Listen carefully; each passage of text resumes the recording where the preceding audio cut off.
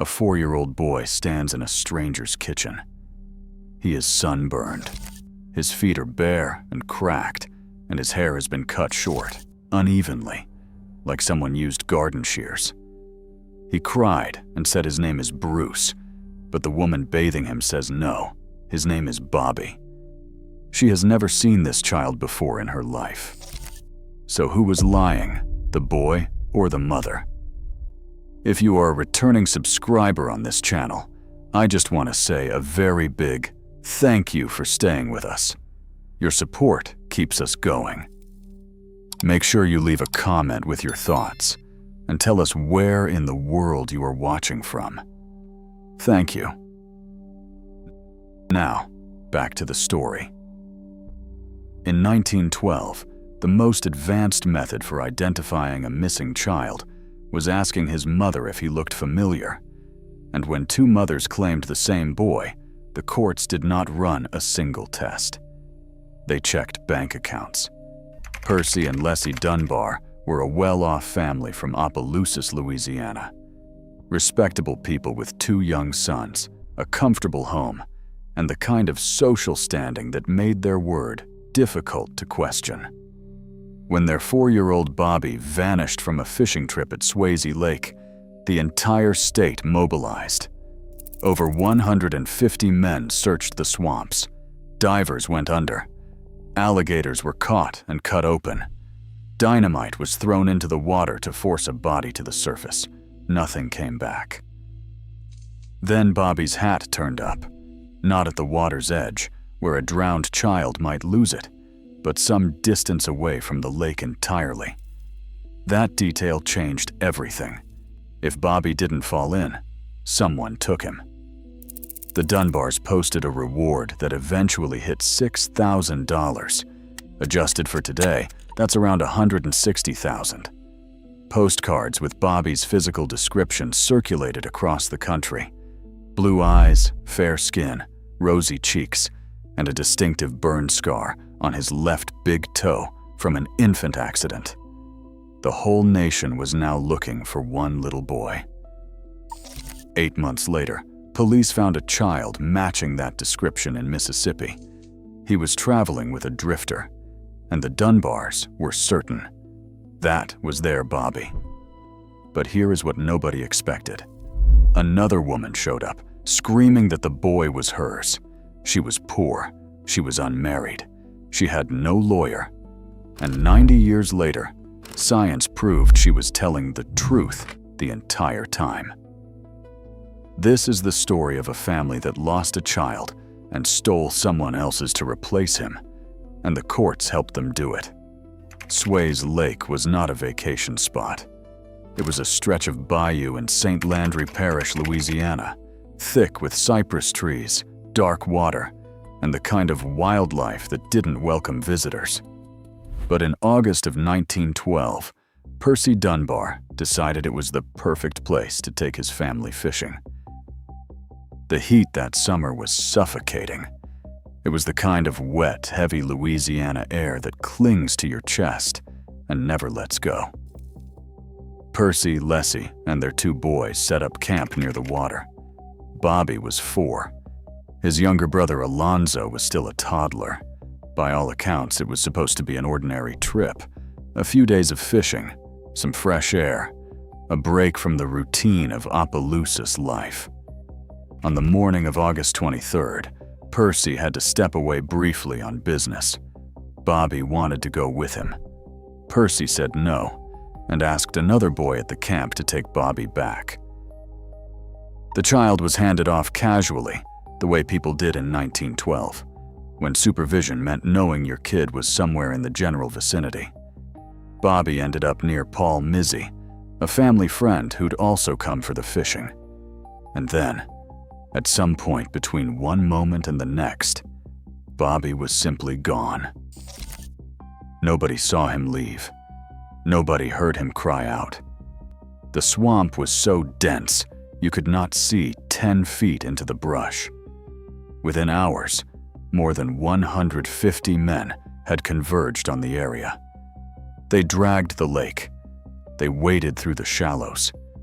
They searched until the light ran out, and then started again at dawn.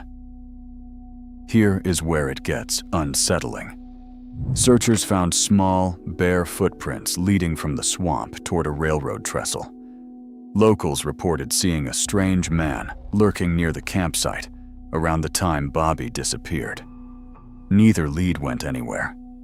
The footprints ended, and the strange man was never identified. But it was Bobby's hat that truly shifted the narrative. It was found well away from the lake, in a direction no drowning child could have drifted. If the lake had taken Bobby, his hat should have been at the water. It was not there. The Dunbars stopped hoping their son had wandered off. They began to believe someone had carried him away. That belief launched a desperate 8-month hunt that would eventually destroy another family entirely. 8 months of silence, 8 months of postcards, newspaper headlines, and a reward climbing higher every week.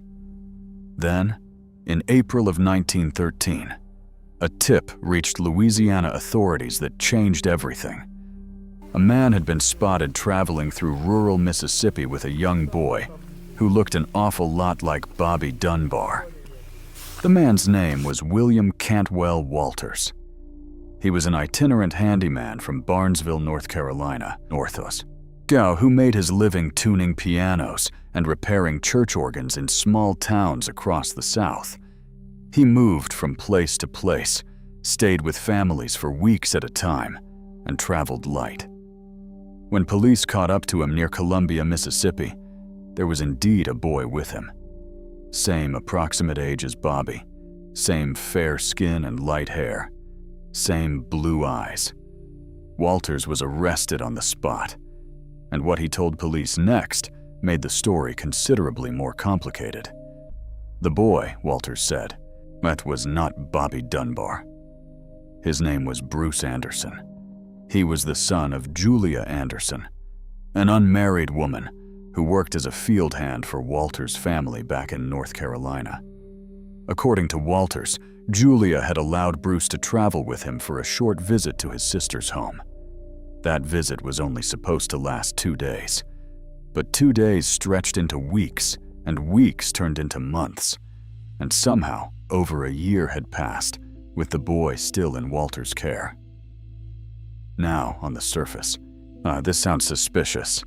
A grown man traveling alone with someone else's child for over a year, with a mother who apparently never reported the boy missing. The authorities certainly thought so. But here is the part that complicates the neat kidnapping narrative the Dunbars needed to believe. The people of Poplarville, Mississippi, knew William Walters. He and the boy had been fixtures in that community for extended stretches. Walters tuned their pianos. He fixed their church organ. But he stayed in their homes. And over 20 of these townspeople were prepared to swear, under oath, that they had seen Walters with this exact child well before August of 1912, before Bobby Dunbar ever went missing. If those witnesses were telling the truth, Walters couldn't have kidnapped Bobby because he already had Bruce. But none of that mattered to the Dunbar family. Not yet. Percy and Leslie had already received word that a boy matching their son's description had been found. Yeah, they were already boarding a train to Mississippi, and they were arriving with something far more powerful than witness testimony or timeline logic. They were arriving with the absolute certainty of parents who had spent 8 months in grief and needed that boy to be theirs. That certainty was about to collide with a truth nobody in power was willing to hear. Because in 1913 Louisiana, yet when a wealthy family pointed at a child and said, "That's mine," the burden of proof fell on whoever dared to disagree. The train from Louisiana pulled into Mississippi carrying 2 parents who had not seen their child in 8 months. Percy and Leslie Dunbar arrived expecting a reunion. What they got instead was one of the strangest identification scenes in American criminal history. The boy was brought to them in a dimly lit room. A smoky oil lamp threw shadows across his face. Leslie looked at him and froze. She didn't rush forward. She didn't cry out his name. According to one newspaper, she fell back with a gasp and whispered, "I do not know. I am not quite sure." Percy told reporters separately that the boy's eyes seemed too small, that something about his face didn't match. And the boy? He didn't recognize them either. He didn't respond to Bobby. He showed no reaction to Leslie or Percy. When the Dunbar's younger son Alonzo was brought in, one newspaper reported the child scowled at him with visible hostility. No flicker of recognition, no warmth, nothing. But another newspaper told a completely different version. In that account, the boy shouted "Mother" the moment he saw Leslie, and when little Alonzo appeared, he called him Bubba and kissed him. Two newspapers, two entirely contradictory stories, published in the same week about the same event. Here is what actually happened next, and it's the detail that changes everything. Leslie asked to bathe the boy in private. She took him, undressed him, and examined his body. The following day, she announced with total confidence that she had found familiar moles and scars. Bobby Dunbar, she declared, was positively identified. Now think about that for a moment. A mother who couldn't recognize her own son's face after just 8 months somehow identified him by skin markings only she could verify, in a private room with no witnesses. And the detail everyone quietly avoided? Bobby Dunbar's physical description, the one printed on thousands of postcards, specifically mentioned a prominent burn scar on his left big toe from an infant accident.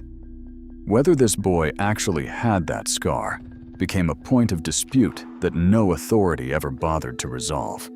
It didn't need resolving. Leslie said the boy was Bobby. Percy agreed, and on April 25, 1913, they took the child home to Opelousas, Louisiana. The town had prepared a hero's welcome. A parade wound through the streets. A brass band played on the courthouse square. The boy rode atop a flower-covered fire truck beside the mayor. The entire community celebrated what they believed was a miracle. Their Bobby had come home. The boy sitting on that fire truck, waving at cheering strangers, had been crying and saying his name was Bruce just days earlier. But nobody in Opelousas wanted to hear that part. They had their boy back. The story was supposed to be over, yet it was about to get much worse. While Opelousas was still celebrating Bobby's miraculous return, a woman boarded a train in North Carolina with nothing but the truth and no money to prove it. Julia Anderson had heard that a boy fitting her son's description had been taken by a wealthy Louisiana family, and she was coming to get him back. Julia was everything the court system was designed to ignore. She was unmarried. She was poor. She worked as a field hand, as earning barely enough to feed herself, let alone mount a legal challenge against one of the most prominent families in Opelousas. The man she eventually married had been violent toward her. Life had given Julia Anderson almost nothing, and now it was threatening to take the one thing she had left. A New Orleans newspaper, sensing the drama, paid for her trip to Louisiana. When she arrived, police arranged a test. 5 boys of roughly the same age were brought into a room, one at a time. Julia was told to identify which one was Bruce. She couldn't. She studied each child carefully. She asked the officers whether one of them was the boy found with Walters. They refused to answer. At the end of the lineup, Julia admitted she wasn't certain. She left that day without making a positive identification. The next morning, she came back. This time, she was sure. She said the boy the Dunbars had claimed was absolutely her son, Bruce Anderson. But the damage was already done. That her hesitation from the day before became the only thing that mattered.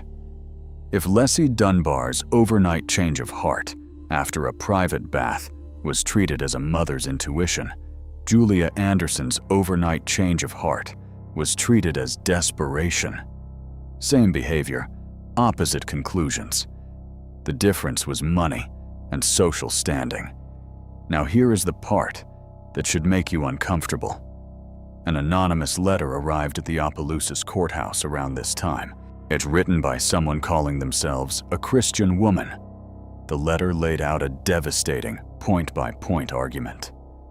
If the Dunbars truly couldn't recognize their own child's face after just 8 months and could only identify him through moles and scars, then, by any reasonable standard, they didn't actually recognize him at all.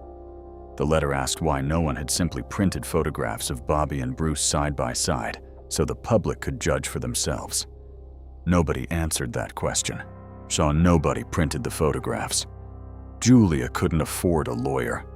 She couldn't afford to stay in Louisiana and fight. She had no allies in a system that had already decided whose story was more convenient. So she did the only thing a woman in her position could do in 1913. She went home, without her son, knowing he was alive, knowing exactly where he was, and knowing that no one with the power to act was willing to listen. William Cantwell Walters sat in a Louisiana courtroom facing a life sentence for kidnapping a child he never took. And the most damning evidence against him wasn't forensic. It wasn't physical. It was the fact that the family accusing him was wealthy, and the woman defending him was not. Walters was extradited from Mississippi to stand trial in Louisiana, on the Dunbar's home turf. From the very beginning, yet the odds were stacked so heavily against him that the proceedings barely qualified as justice. The prosecution's case rested almost entirely on Percy and Leslie Dunbar's identification of the boy, the same identification that started with doubt, confusion, and a private bath before it became certainty. The defense, however, had something the prosecution didn't: witnesses. Lots of them. Over 20 residents of Poplarville, Mississippi, traveled to Louisiana to testify for Walters. Yet these weren't strangers guessing from newspaper photographs. These were people who had housed Walters and the boy for weeks at a time. They'd fed the child, watched him play with their own children, and known him by name. His name, they all said, was Bruce, and they had seen Walters with him months before Bobby Dunbar ever disappeared from Swayze Lake. If those timelines were accurate, Walters couldn't possibly have kidnapped Bobby Dunbar, because the boy in his care predated the disappearance entirely. The math simply didn't work in the prosecution's favor. Julia Anderson returned to Louisiana for the trial as well, testifying under oath that Bruce was her son and that she had given Walters permission to take him on a brief trip. Her account matched Walters' story. It matched the Poplarville witnesses. It matched common sense. None of it mattered. The court ruled the boy was Bobby Dunbar. Ditch Walters was convicted of kidnapping and sentenced to life in prison. In a courtroom where 20+ witnesses contradicted the verdict, in a case where the boy himself had initially said his name was Bruce, the system decided that the Dunbar's word outweighed everyone else's combined. Walters served 2 years before his attorney successfully appealed the conviction. The state of Louisiana, rather than face the embarrassment of a second trial it might lose, quietly declined to retry him. Or did they just let him go? Think about that. They sentenced a man to life, then decided the case wasn't strong enough to prosecute again. Those two positions cannot logically coexist, but nobody in power seemed troubled by the contradiction. Meanwhile, back in Opelousas, a small boy was learning to answer to a name that wasn't his. He had resisted at first. He had said he was Bruce. He had been afraid. But a child that young doesn't hold on to identity the way adults do. Surrounded by a family that called him Bobby, in a town that celebrated his return, the boy gradually stopped correcting anyone. By the time Walters walked free, the child who could have confirmed the truth had already forgotten it. After the trial ended and the newspapers moved on, two people carried the weight of that courtroom decision for the rest of their lives. One of them never knew the truth.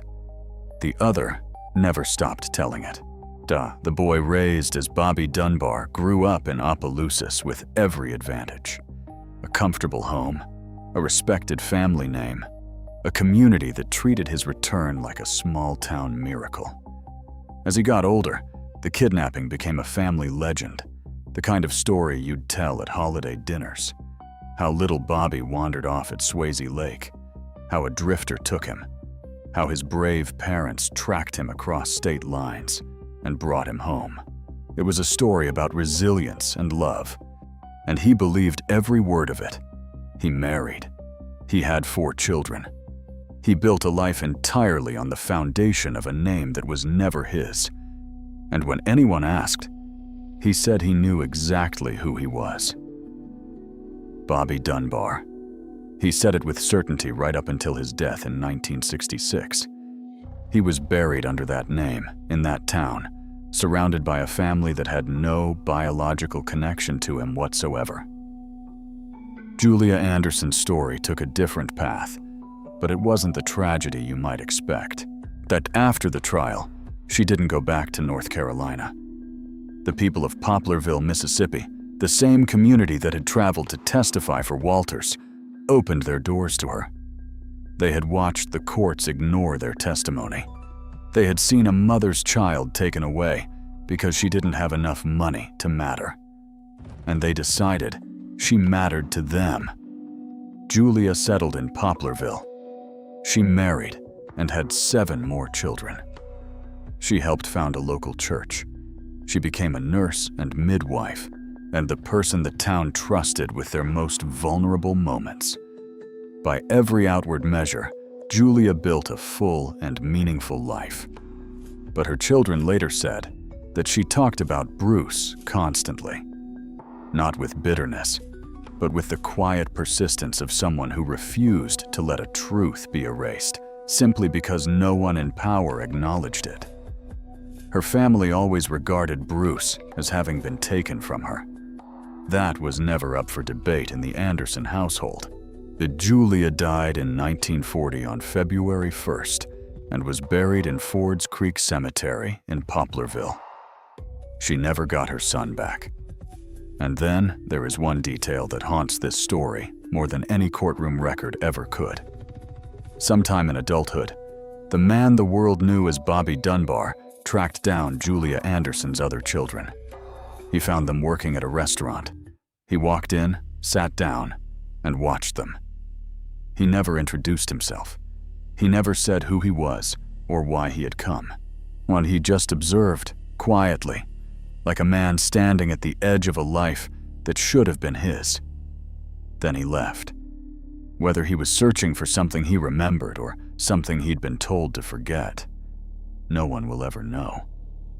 But the fact that he went looking at all tells you that somewhere, buried beneath decades of someone else's name, the boy who once said he was Bruce had never fully disappeared. For decades, nobody in the Dunbar family questioned the legend, but it was the cornerstone of their identity, a story passed from grandparents to grandchildren like an heirloom. Then, in 1999, tragedy cracked the foundation open. Margaret Dunbar Cutright was Bobby Dunbar's granddaughter. She had grown up mesmerized by the kidnapping story.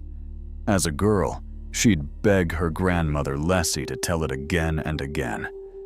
The campsite, the search, the miracle reunion. Margaret loved that story the way children love fairy tales, and it made her family extraordinary. It gave her roots a sense of drama and purpose. Then her younger brother Robbie died in a plane crash. A month later, Margaret was sitting in her father's den, still hollowed out by grief, when Bob Dunbar Jr. handed her something she'd never seen before. A scrapbook. It had belonged to her great-grandmother Leslie, and it was stuffed with photographs, handwritten letters, and newspaper clippings from 1912 and 1913. Decades of family history crammed between leather covers and held together by aging glue. Margaret started reading, and the fairy tale began to fall apart. The newspaper clippings didn't agree with each other. One said the boy recognized Leslie instantly.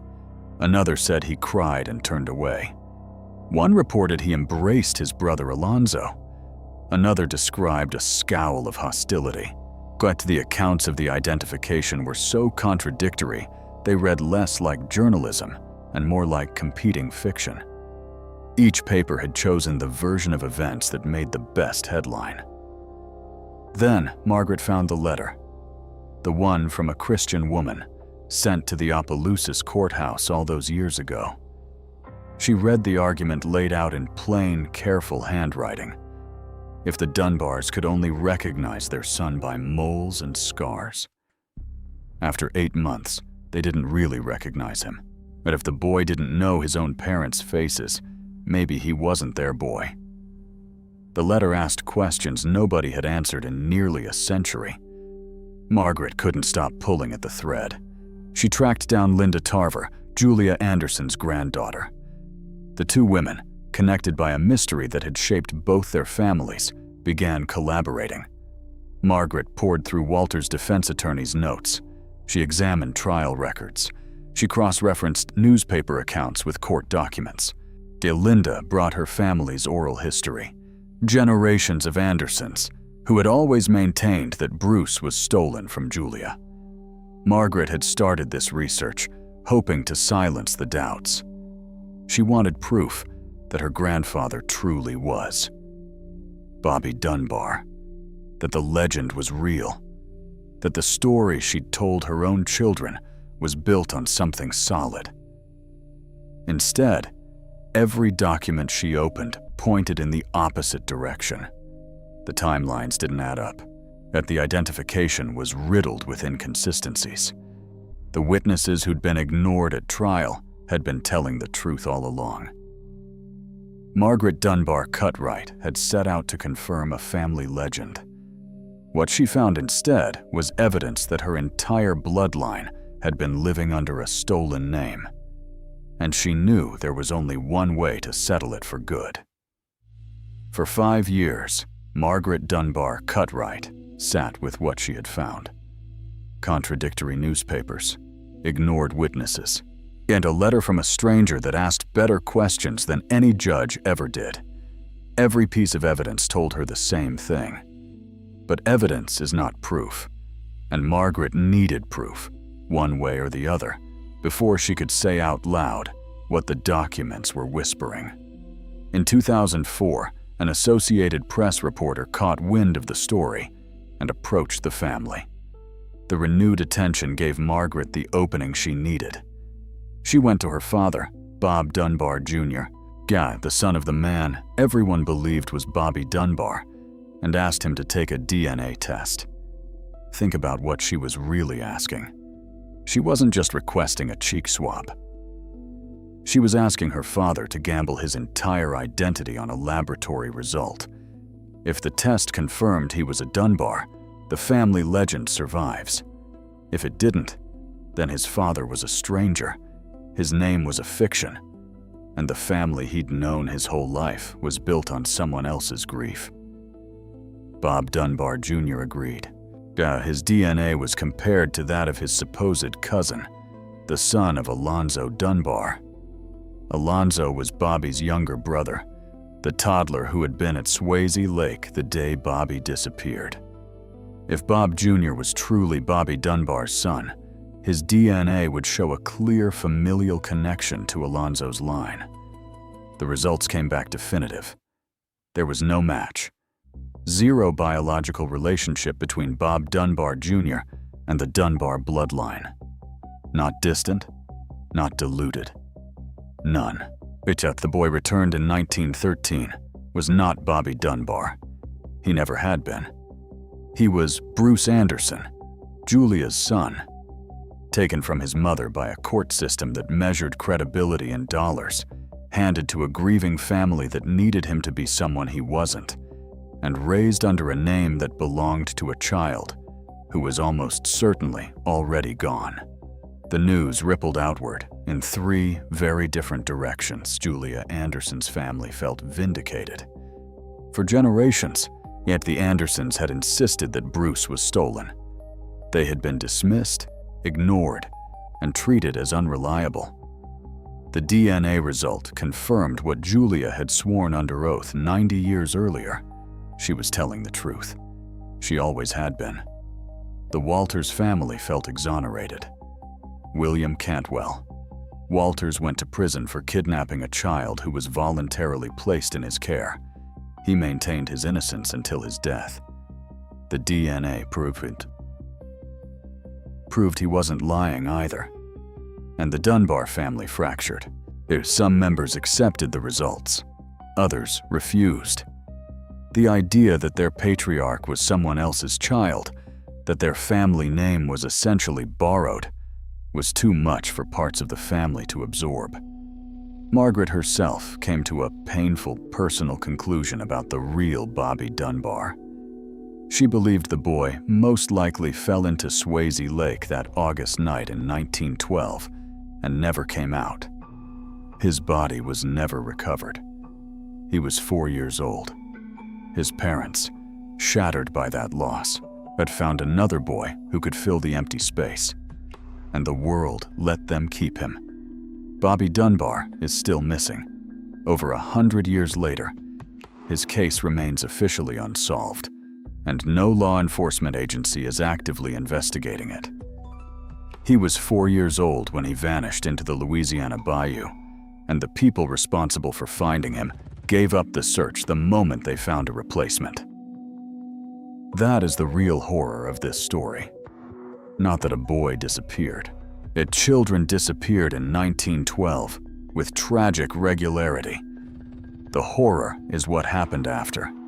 A grieving family, a compliant court, and an entire town conspired, whether knowingly or not, to take another woman's child and call him their own.